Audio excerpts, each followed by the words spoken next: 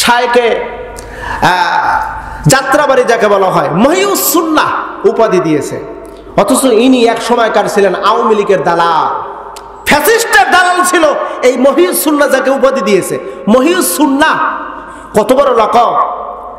অথচ এই মাহমুদুল হাসান সাহেব টেজে আসলেন, আল্লাহ মামুনুল হকের সাথে কি কথা হয়েছে না হয়েছে আমরা অতটুকু জানি না, তবে হ্যাঁ কিছুটা জানি। পরপর 2টা থাপ্পড় মেরেছে আল্লাহ মামুনুল হকের গালে।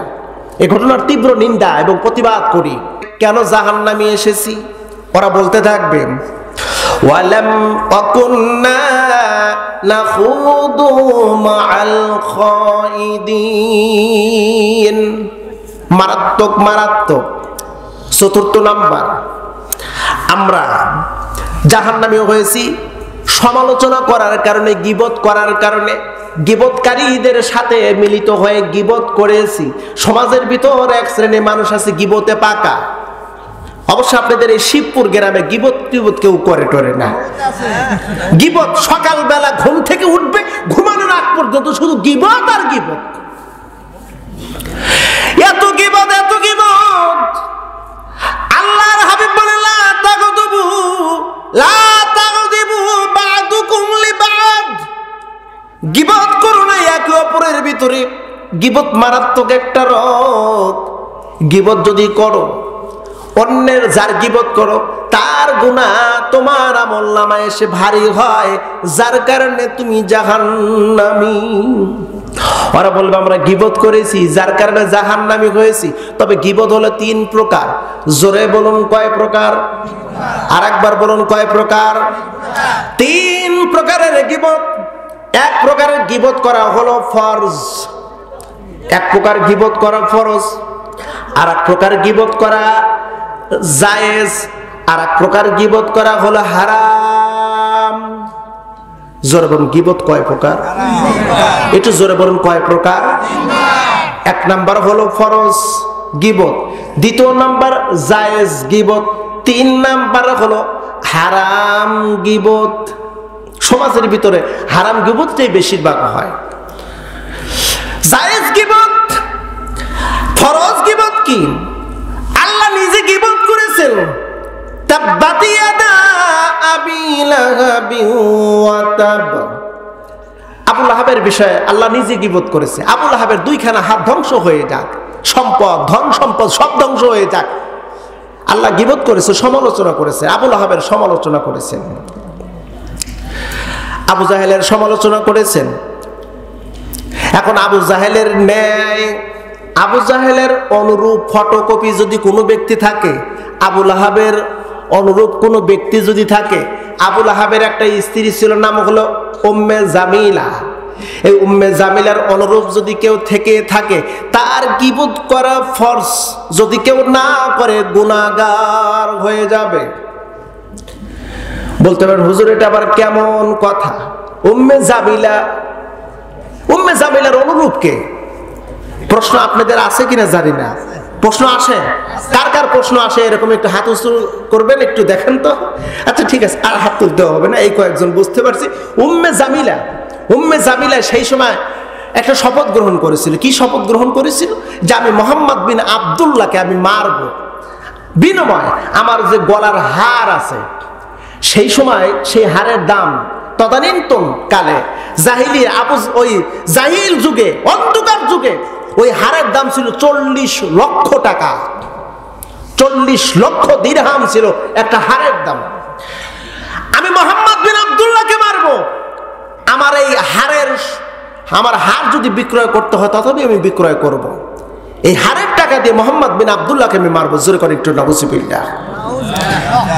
উম্মে জামিলা এই শপথ গ্রহণ করেছিল। আমরা দেখতে পারলাম এই যুগে উম্মে জামিলা নবীর উত্তরসূরিদেরকে মারার জন্য ব্যাপক পরিকল্পনা গ্রহণ করেছিল। অসংখ্য নায়েবে নবীদেরকে মেরেছিল, নবীর উত্তরসূরিদেরকে মেরেছিল, অসংখ্য উলামায়ে কেরামদেরকে বিনা দোষে জেলখানার মধ্যে ঢুকাইছিল, অসংখ্য উলামায়ে কেরামকে ফাঁসির কাস্টে ঝুলায় মেরেছে, অনেককে জেল জুলুম জরিমানা রিমান্ডের নাম নিয়ে কত প্রকারের টর্চিং করেছিল। সেই বর্তমান যুগের উম্মে জামিলা, তার নাম হলো খুনি শেখ হাসিনা। উম্মে জামিলা এর গীবত করা ফরজ। প্রশ্ন করতে হুজুর আপনি কথা বলতেছেন, কোরআন আমি দলিল দেব, এর গীবত করা ফরজ এবং এর সঙ্গপাঙ্গ যারা আছে এর বুঝে যদি কেউ করে থাকে কবিরা গুনাহ করছে, না বুঝে যদি এদের সঙ্গ নিয়ে থাকে তাহলে গুনাহ হবে না, তথাপিও তাকে ইস্তেগফার করতে হবে। সে যত পাপ করেছে এই পাপ আপনার আমলনামে আসছে, কারণ আপনি সমর্থন করেছেন, আপনি তাকে সিলেকশন করেছেন, আপনি তাকে ভোট দিয়ে জয়যুক্ত করেছেন, আপনি ভোট কেটে দিনের ভোট রাতে কেটে তাকে প্রধানমন্ত্রী বানিয়েছেন, আপনি পাক্কা গুনাহগার হয়ে গেছেন। ও যতগুলো অন্যায় অপরাধ করেছে, যত গুনার কাজ করেছে, সবগুলো গুনার ভাগীদার আপনি নিজেও হয়েছেন। যদি কোনো ব্যক্তি ভালো কাজের জন্য ডাকে, ভালো কাজের সাড়া দানকারী ব্যক্তি অবশ্যই সওয়াবের অধিকারী যেমন হবে, ঠিক তদ্রুপ ভাবে কোনো ব্যক্তি যদি খারাপ কাজের জন্য যদি ডাকে আর খারাপ কাজের সাড়া দানকারী, অবশ্যই উভয় সমান গুনার অধিকারী হবে। প্রিয় ভাইরা, সমালোচনা, গীবত মারাত্মক একটা রোগ। এই রোগ যাদের অন্তরের ভিতরে আছে খুব দ্রুত এই রোগ থেকে মুক্ত হয়ে যান, নতুবা পার হওয়ার মতন কোনো সুযোগ থাকবে না, কোনো অপশন থাকবে না। মারাত্মক। আমরা সাম্প্রতিক একটি বিষয়ের সমালোচনা হচ্ছে, আপনারা হয়তো বা অনেকেই নাও জানতে পারেন, যারা মিডিয়ার সাথে সম্পৃক্ত তারা হয়তো বা জানতে পারেন। আমাদের দেশের একজন বীর সিপাহসালার মজলুম, কারা নির্যাতিত, 3 বছর জেল খেটেছেন, টানা 47টা দিন তিনি রিমান্ডে ছিলেন। আমাদের বাংলার জমিনের তাওহীদি জনতার হৃদয়ের স্পন্দন, যুবকদের আইডল আল্লামা মামুনুল হক, আপনারা চেনেন না? আল্লামা মামুনুল হক আপনাদের এই রায়গঞ্জে, তিনি তো দীর্ঘদিন এখানে চাকরি করেছেন আল্লামা মামুনুল হক।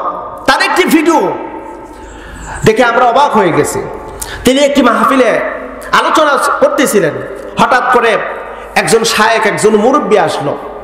শায়েখে যাত্রাবাড়ি যাকে বলা হয়, মহিউস সুন্নাহ উপাধি দিয়েছে, অথচ ইনি এক সময়কার ছিলেন আওয়ামী লীগের দালাল, ফ্যাসিস্টের দালাল ছিল এই মহিউস সুন্নাহ যাকে উপাধি দিয়েছে। মহিউস সুন্নাহ কত বড় লকব! অথচ এই মাহমুদুল হাসান সাহেব টেজে আসলেন, আল্লাহ মামুনুল হকের সাথে কি কথা হয়েছে না হয়েছে আমরা অতটুকু জানি না, তবে হ্যাঁ কিছুটা জানি। পরপর 2টা থাপ্পড় মেরেছে আল্লাহ মামুনুল হকের গালে। এই ঘটনার তীব্র নিন্দা এবং প্রতিবাদ করি। আওয়ামী লীগের দোসর ওলামায়ে কেরামদেরকে তোমরা নির্যাতন করতে পারো না, আপনারা একমত আছেন না? কোন আওয়ামী লীগের দোসর ওলামায়ে কেরামদেরকে নির্যাতন করবে আর দ্বিতীয়বার বাংলার জমিনে মেনে নেওয়া যায় না, যায় না, যায় না, যায় না। কথা বলেন ঠিক কিনা? অনেক করেছে তোমরা। একটা জিনিস আমরা লক্ষ্য করে দেখেছি, এক শ্রেণীর আলেম জেলখানায় গেছে, আর এক শ্রেণীর আলেম তসবিহ টিপছে আর বলছে না ঠিক হয়েছে, ঠিক হয়েছে, ঠিক হয়েছে, ঠিক হয়েছে। কথা বলেন? এক শ্রেণীর আলেম হাতে তালি পারছে, আমাদের তো নেয় না, ওনাদের কি কেন নেয়? আল্লাহ মামুনুল হক জেলখানায় গেল। আমি বলি নেগেটিভ সেন্সে নেবেন না। আমার অনেক কওমি ভাইরা আল্লাহ মামুনুল হকের বিরুদ্ধে মিথ্যা তহমত চাপায়ে দিল, বলে রিসোর্টে গেল কেন বউ নিয়া? তা আমার বউ নিয়ে আমি কোথায় যাব না যাব, এটা তো আমার ব্যক্তিগত স্বাধীনতা আছে।